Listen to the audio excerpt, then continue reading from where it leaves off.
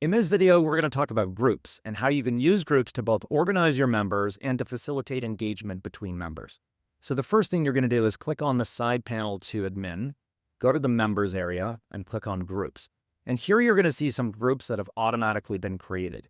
So for example, when you create a new course, the system automatically creates a group for you called all members for that course. And that allows you to, no matter who registers, to reach out to everybody who's in that course. So it's a very handy way to have these system groups, but you can create your own custom groups. And so let's click on here and we're going to create one called Toronto members. And I'm going to give it a label, nice little color.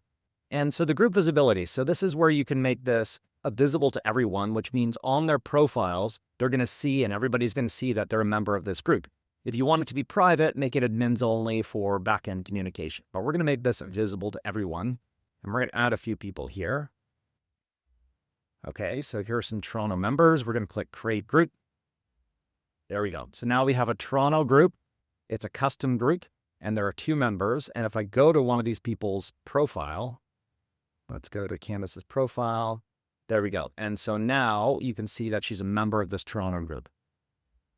And then if I click on that, it's going to bring me and other people can see who is a member of this group.